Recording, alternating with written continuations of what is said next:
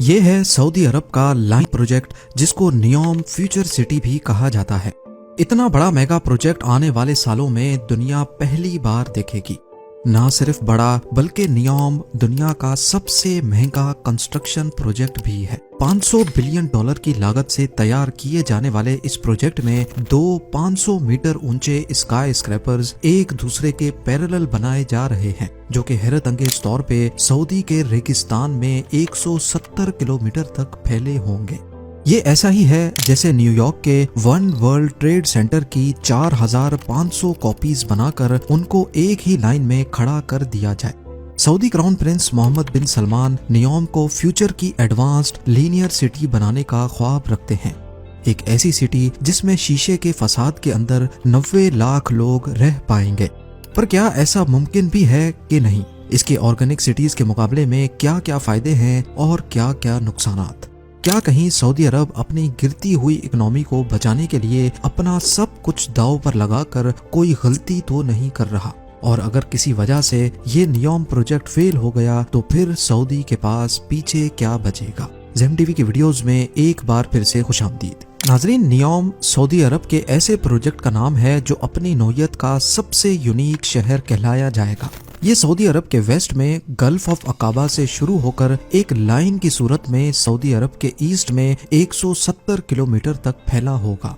2021 में जब Saudi crown Prince Mohammad बिन सलमान ने इसकी अनाउंसमेंट की थी, उस वक्त कहा जा रहा था कि शायद ये प्रोजेक्ट कभी स्टार्ट ही नहीं हो पाएगा। लेकिन अभी सैटेलाइट इमेज में देखा जाए तो एक्चुअली इस पर काम स्टार्ट हो चुका है। जो लोकेशन बताई गई थी एग्जैक्टली वहाँ एक बहुत बड़ी अंडर कंस्ट्रक्शन लाइन वाकई में नजर आ रही है। जहाँ लाइन की लंबाई 170 किलोमीटर तक फैली होगी, वहीं इसकी चौड़ाई सिर्फ 200 मीटर है। यानी ये चौड़ाई नॉर्मली किसी सोसाइटी के एक ब्लॉक जितनी है।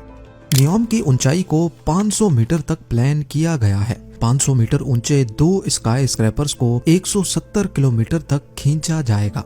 ये इतना ही ऊंचा है जितना मुंबई के इंपीरियल 2 या कराची के बहरिया आइकॉन को डबल कर दिया जाए। तो अब आप खुद लाइन की हाइट और इसकी लंबाई का अंदाजा लगा लें कि ये कितना बड़ा मेगा स्ट्रक्चर होगा।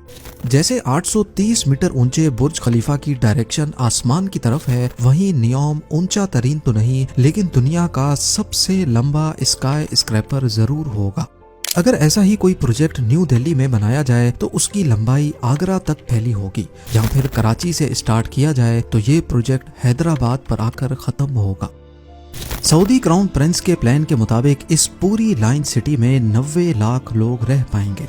अगर इस पूरी लाइन सिटी का एरिया निकाला जाए तो हम इसकी लेंथ और विड्थ को मल्टीप्लाई करेंगे। 170 किलोमीटर की लेंथ और 200 मीटर या 0.2 किलोमीटर की विड्थ, तो ये बनता है सिर्फ और सिर्फ 34 स्क्वायर किलोमीटर्स। सिर्फ इस 34 स्क्वायर किलोमीटर में 90 लाख लोग रहेंगे। यानी एक स्क्वायर किलोमीटर में 2,64,705। इंडिया के 1 करोड़ 20 लाख आबादी वाले मुंबई का एरिया 603 स्क्वायर किलोमीटर है। यानी यहाँ एक स्क्वायर किलोमीटर में 19,900 लोग रहते हैं, जो कि नियोम की पॉपुलेशन डेंसिटी का सिर्फ 7.5% है। अगर दुनिया की सबसे बड़ी सिटी टोक्यो की एग्जाम्पल ली जाए तो यहाँ एक स्क्वायर किलोमीटर में 6,380 लोग रहते हैं, जो नियोम के मुकाबले में सिर्फ 2.4% है। अब ये बात तो साबित हो गई कि एरिया के हिसाब से नियोम बहुत ज्यादा ऑप्टिमाइज्ड प्रोजेक्ट है, जहाँ कम जमीन पर ही ऑर्गेनिक सिटीज के मुकाबले में काफी ज्यादा लोग रह पाएंगे। यानी जो काम 500 से 600 स्क्वायर किलोमीटर के शहर में होना था, वहीं ये काम सिर्फ और सिर्फ 34 स्क्वायर किलोमीटर में पूरा हो रहा है। इस बात में कोई शक नहीं है कि सऊदी प्रिंस की ये प्लानिंग बेशक बहुत पॉजिटिव है। जिस स्पीड से दुनिया की पॉपुलेशन बढ़ रही है, नियोम जैसी प्री प्लान्ड सिटीज ही फ्यूचर में बाजी ले पाएंगी, क्योंकि इसमें ऑर्गेनिक शहरों के मुकाबले में ज्यादा लोग बहुत कम रिसोर्सेज पर रह पाएंगे। इनको जल्दी भी बनाया जा सकता है और काफी ज्यादा सस्ता भी। इस किस्म की सिटीज को लीनियर सिटी कहा जाता है, क्योंकि नियोम एक प्लान्ड लीनियर सिटी है। इसी वजह से इसके काफी फायदे भी हैं। जैसा कि नॉर्मल सिटीज में रिसोर्सेज काफी जाया होते हैं, लेकिन लीनियर सिटी में सब कुछ प्लान्ड होने की वजह से रिसोर्सेज का लॉस ना होने के बराबर होता है। जिससे ऑपरेटिंग कॉस्ट भी कम हो जाती है। इसका अंदाजा आप इस बात से लगा लें कि मेक्सिको सिटी की पॉपुलेशन भी नियोम की प्रोपोज पॉपुलेशन जितनी ही है। लेकिन अगर मेक्सिको सिटी में सारे रोड्स को ऐड कर दिया जाए, जिसमें मेन रोड्स, स्ट्रीट्स और एक्सप्रेस वेज भी शामिल हैं, तो यहाँ टोटल 3 लाख किलोमीटर से भी ज्यादा रोड्स बनाए गए हैं। इस रोड नेटवर्क को वन पीस में बनाया जाए तो ये अर्थ के 7.5 चक्कर लगा सकता है। इसके मुकाबले में सेम पॉपुलेशन वाले नियोम में सिर्फ 170 किलोमीटर का रोड नेटवर्क होगा। नियोम की इस लाइन सिटी में सबसे ऊपर पेडेस्ट्रियन लेयर रखी गई है, जहां कोई गाड़ियां नहीं चलेंगी। दूसरी लेयर को सर्विस लेयर का नाम दिया गया है, जिसमें गाड़ियां भी चलेंगी और शॉप्स भी इसी लेयर में होंगी। और तीसरी स्पाइन लेयर होगी, जिसमें fully artificial intelligent high speed train का नेटवर्क होगा। किसी को भी पूरे नियोम के 170 किलोमीटर में कहीं भी जाना होगा, वो लिफ्ट के जरिए स्पाइन लेयर में जाएगा और ट्रेन में बैठकर अपनी मंजिल पर रवाना होगा। इस पूरे 170 किलोमीटर को ये हाई स्पीड ट्रेन सिर्फ 20 मिनटों में कवर कर पाएगी।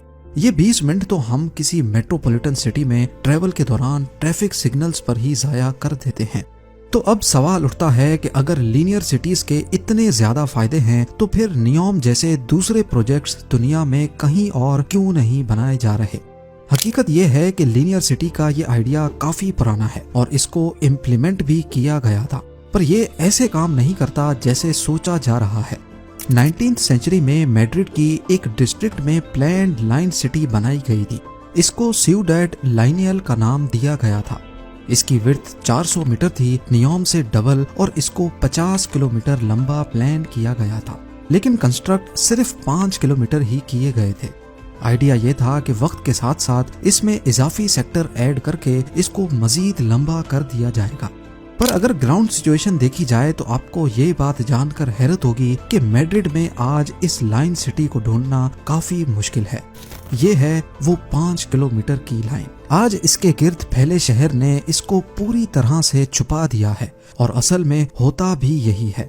दुनिया में कहीं भी नजर दौड़ाकर देख लें, शहर या बस्तियां हमेशा ऑर्गेनिक तरीके से ही ग्रो करती हैं। लोग अपनी रिक्वायरमेंट्स के हिसाब से किसी जगह पर आकर बसते हैं और फिर शहर उस पॉइंट के गिर्द फैलना शुरू करता है। कहीं भी शिफ्ट होने से पहले हम अपने ऑफिसेज, स्कूल्स या यूनिवर्सिटीज तक का डिस्टेंस देखते हैं। अपनी कन्वीनियंस के हिसाब से शहर में कोई एक लोकेशन सेलेक्ट करके वहां शिफ्ट होते हैं, जबकि लीनियर सिटीज में ये ऑप्शन नहीं होता, बल्कि सबको एक ही पैटर्न में रहना पड़ता है। और क्योंकि ये लंबी ज्यादा होती हैं, इसी वजह से लोगों के दरमियान डिस्टेंस भी काफी बढ़ जाता है। मैड्रिड की लाइन सिटी में भी कुछ ऐसा ही हुआ था। ये लोगों की रिक्वायरमेंट्स पर पूरा नहीं उतर सकी, जिसकी वजह से ये आगे तो नहीं बढ़ पाई बल्कि फैलना शुरू हो गई। लीनियर सिटीज के जितने भी फायदे हैं वो असल में गवर्नमेंट्स के लिए हैं। इनको ऑपरेट करना आसान होता है और इसमें खर्चा भी कम होता है, लेकिन इंसान इसके अंदर बाउंड होकर रह जाते हैं। और सबसे बढ़कर लाइन सिटी कितनी ही लंबी क्यों ना हो, लेकिन बाहर की दुनिया पे डिपेंडेंट ही रहती है। डेली लाइफ की रिक्वायरमेंट्स पूरी करने के लिए सामान बाहर से ही आता है और जाहिर है ये सारा सामान लाइन सिटी की एंट्री और एग्जिट पॉइंट से ही अंदर आता है। इस तरह इनके एंट्री और एग्जिट पॉइंट्स पर नई ऑर्गेनिक सिटीज बनना शुरू हो जाती हैं, जो फिर आहिस्ता आहिस्ता ओरिजिनल लाइन को डिस्टर्ब करना शुरू कर देती हैं। मैड्रिड के अलावा भी कई और मुल्कों में लाइन सिटीज के प्रपोजल दिए गए थे, लेकिन वो कभी कंप्लीट ही नहीं हो पाई या फिर उनकी कंस्ट्रक्शन से पहले ही प्रोजेक्ट कैंसिल हो गए। तो अब सवाल उठता है कि ये सब जानते हुए भी सऊदी अरब ने $500 बिलियन के इस नियोम प्रोजेक्ट में क्यों हाथ डाला। सऊदी अरब ने खुद को ऑयल की कमाई पे इतना यूज्ड टू कर लिया है कि अब उनके लिए मसले खड़े होना शुरू हो गए हैं। जहां दूसरी अरब कंट्रीज ने बहुत पहले से ही ये खतरा भांप लिया था और अपनी इकोनॉमीज को टूरिज्म की तरफ डाइवर्ट कर दिया था, वहीं एक्सपर्ट्स का मानना है कि सऊदी अरब को आने वाला खतरा वक्त पर नजर नहीं आया। एस्टीमेट्स के मुताबिक 2050 के आसपास अर्थ के तमाम फॉसल फ्यूल रिजर्व्स खत्म हो जाएंगे और इस आने वाली मुसीबत में सबसे ज्यादा सऊदी अरब को अफेक्ट होने वाली है। यही वजह है कि दुनिया तेजी से इलेक्ट्रिक कार्स या ग्रीन एनर्जी की तरफ जा रही है। सऊदी अरब, जिसकी 95% इकोनॉमी चल ही ऑयल की वजह से रही है, अब उनकी ये डिपेंडेंसी गले का हार बन चुकी है। एक्सपर्ट्स का ख्याल है कि इस डिपेंडेंसी से निकलने के लिए और सऊदी इकोनॉमी को टूरिज्म और टेक्नोलॉजी पर डाइवर्ट करने के लिए ही क्राउन प्रिंस ने ये कदम उठाया है। सऊदी का मेन सोर्स ऑफ इनकम है सऊदी अरामको, जिसकी कुल मालियत $2 ट्रिलियन है। पर ये पैसे तो ऑयल कंपनी की वर्थ है जो इनको हर साल $120 बिलियन का प्रॉफिट जनरेट करके देती है, जिसमें से करीब 70 बिलियन तो कंट्री के खर्चों में बजट की सूरत में चले जाते हैं। पीछे बचते हैं $50 बिलियन। यानी अगले 10 सालों तक अगर यही प्रॉफिट बरकरार रहा तब जाकर सऊदी नियोम के $500 बिलियन का खर्चा बर्दाश्त कर पाएगा। और अगर किसी वजह से ये प्रोजेक्ट फेल हो गया तो फिर सऊदी अरब के पास अपनी इकोनॉमी को डाइवर्ट करने का, दूसरे इनकम रिसोर्सेज ढूंढने का वक्त नहीं बचेगा। आपका इस बारे में क्या ख्याल है, मुझे कमेंट सेक्शन में जरूर बताइएगा।